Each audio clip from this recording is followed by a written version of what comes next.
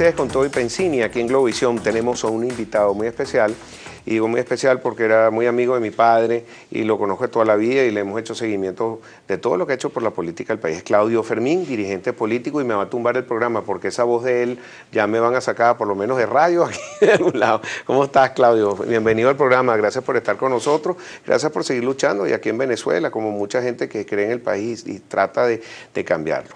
Muy buenas tardes. Gracias a ti, Pedro, por recibirme y por brindarme la oportunidad de dejar mis pareceres ante la audiencia de Globovisión. Perfecto. Mira, Claudio, yo quería saber tu opinión sobre esta conflictividad política que tenemos. Yo no sé si lo podríamos definir como una ingobernabilidad, este choque de poderes entre el poder ejecutivo, legislativo y judicial.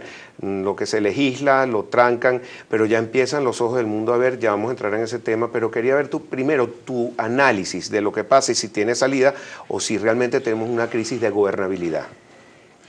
Mire, los choques de poderes en muchísimas naciones y en muchas circunstancias históricas son, aunque parezca redundante, por tener más poder.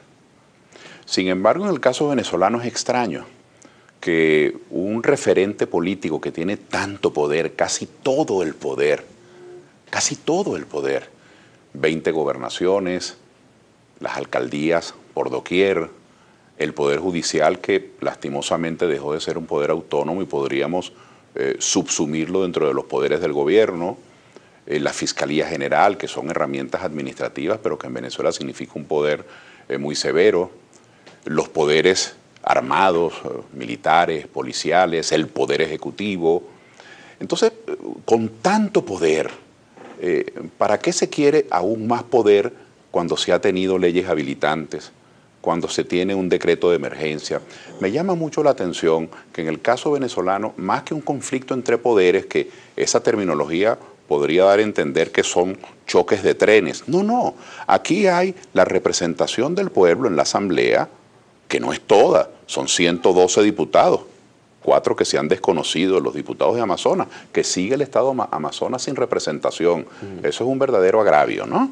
Eso no se hace. Pero entonces esos 109 diputados hoy que se encuentran actuando, y hay muchos otros diputados. Correcto. Hay 60 diputados, 55, 56 diputados restantes. De tal manera que es una parte del poder legislativo al que se quiere prácticamente aplastar. Entonces, en el caso venezolano es el apego a la hegemonía, es el apego al poder total, porque no se trata simplemente de que en nuestro país, Pedro, ha venido rigiendo este esquema de concentración funcional del poder, función legislativa, función judicial, función ejecutiva, sino que además es la concentración temporal del poder. Son 17 años de continuismo. Yo prefiero entonces, más que un choque de poderes, una especie de apego a la hegemonía de un grupo político que pareciera no querer darle ni una ranura, ni una rendija a nadie para que tome decisiones. Fíjese que el Tribunal Supremo de Justicia, que debería ser una instancia a la que todos los venezolanos pudiésemos apelar para reclamar derecho, para reclamar justicia, se ha convertido en una pieza más del activismo político. Yo recuerdo 3 hechos centrales. Primero, la Constitución establece claramente, dispone la Constitución que todos los venezolanos podemos manifestar libremente, pacíficamente, sin ningún otro requisito que los que establecen las leyes. Y el que la ley establece es uno solo, que informemos, que participemos de una manifestación pacífica. Pues la Sala Constitucional echó eso por tierra y entonces decretó una sentencia según la cual si tú y yo, por ejemplo, o un grupo cualquiera quisiera manifestar por cualquier causa ambiental, de seguridad, alimentaria, de transporte, la que fuere, si queremos manifestar, entonces tenemos que pedir un permiso. Pedir un permiso no es lo mismo que informar. Y hay que pedírselo al alcalde o al gobernador, que son generalmente los destinatarios de la protesta. Es una burla, ¿no? Segundo hecho que recuerdo de intromisión del Tribunal Supremo de Justicia, los decretos de emergencia, según la Constitución Nacional, tienen que ser aprobados por la Asamblea Nacional. Claro. Puesto que esa emergencia establece excepciones, y las excepciones son omisiones de la ley en el fondo, dejar de cumplir ciertos requisitos legales. Pues la Asamblea Nacional improbó un decreto de emergencia y sin embargo, desconociendo la Constitución, el Tribunal Supremo siguió adelante, ¿no? Claro. Y lo tercero, pues es lo que hemos visto recientemente, el último caso más sonado. Entonces, yo creo que aquí, y habría que decírselo, no solo en tono de reclamo al que tenemos derecho, sino en tono de una reflexión muy seria, ¿será que a estos magistrados no les da pena? ¿Será que no les da vergüenza? Es que yo porque creo son una instancia para la ley, no son unos muchachos demandados, no deberían ser unos simples mandaderos de un interés político, de unos comisarios. Eso no está bien. Entonces aquí lo que está realmente, lo que es noticia, es que la hegemonía absoluta de 17 años, de tener todo el poder y de tenerlo siempre con habilitantes. Fíjese que de los 14 años, Pedro, que el presidente Chávez estuvo al mando, estuvo en Miraflores, de esos 14 años, 10 años estuvo bajo leyes habilitantes. Wow. Y un habilitante es como una dictadura, se puede decir. Un habilitante es no tener controles. Leyes, entonces no tienes controles, no tienes ni que cumplir. Entonces la pregunta que tenemos que hacernos los venezolanos, y esto no tiene que ver con oposición o con gobierno, ¿no? Tiene que ver más bien con valores. La pregunta que tenemos que hacernos los venezolanos es, nosotros queremos entonces que quien gobierne, sea quien sea el presidente Maduro, o sea el que venga después, o la que venga después, o pasado mañana o después, nosotros queremos que quien gobierne tenga siempre todo el poder, que sea imposible corregirlo, que sea imposible rectificar una medida. ¿Es eso lo que nosotros queremos? Pues eso es lo que quiere el actual gobierno. La hegemonía significa que nadie puede decir ni hacer nada que no sea su voluntad. Pero fíjate que dentro de todo esto hay críticas internacionales y de organismos de factores de poder reales. Por ejemplo, el Papa en su homilía, que es el día más importante para él, de la Semana Santa, nombra a Venezuela y rompe su agenda y dice que quiere venir al país, el que negoció con Raúl Castro y con Obama, y nos ve a nosotros que estamos muy relacionados con ellos.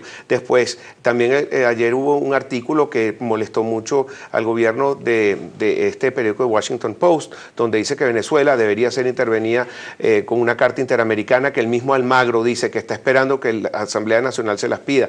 Vemos también las Naciones Unidas que estaban, pero muy tristes, no me acuerdo la palabra que utilizaron, de que no se aprobara una ley de amnistía, porque cree que ese diálogo que también pide el Papa, que aquí pide el país, no se está cumpliendo. Sí, han podido modificarla, han podido decir esto sí, esto no, pero no se llegó a nada, sino simplemente todo lo que pasa a la Asamblea se revoca en el Tribunal Supremo. ¿Tú no crees que los factores de poder internacionales tarde o temprano ya empiecen a actuar? Porque se parece hubiera un dominó por ahí.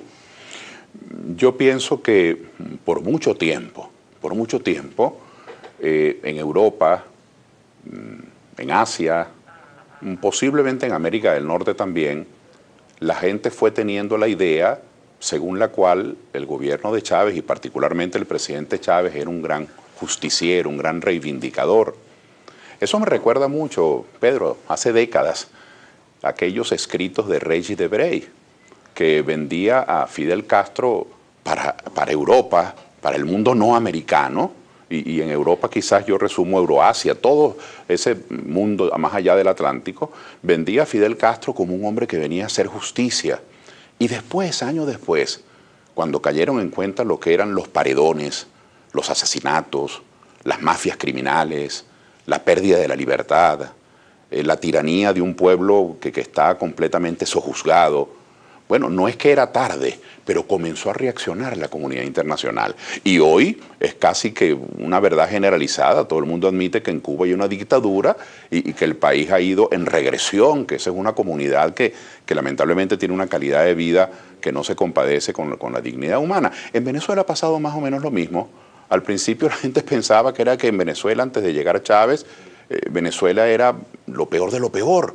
Y ahora la gente ha recuperado el sentido de las proporciones y se han dado cuenta que en estos 17 años lo que ha habido es regresión, lo que ha habido es atraso, lo que ha habido es miseria. La reacción de la comunidad internacional para mí tiene que ver no solamente con que los derechos humanos se han pisoteado en el país, sino con que se ha caído en cuenta que el deterioro de la calidad de vida en un país que se está cayendo a pedazos ya es innegable, con todo y las multimillonarias inversiones en propaganda que este gobierno hace todos los días en cadenas y en publicaciones nacionales e internacionales. Es decir, la comunidad internacional no es ciega, ya se ha percatado, pero la solución no está en manos de ellos, claro. La solución está en manos nuestras. Claro.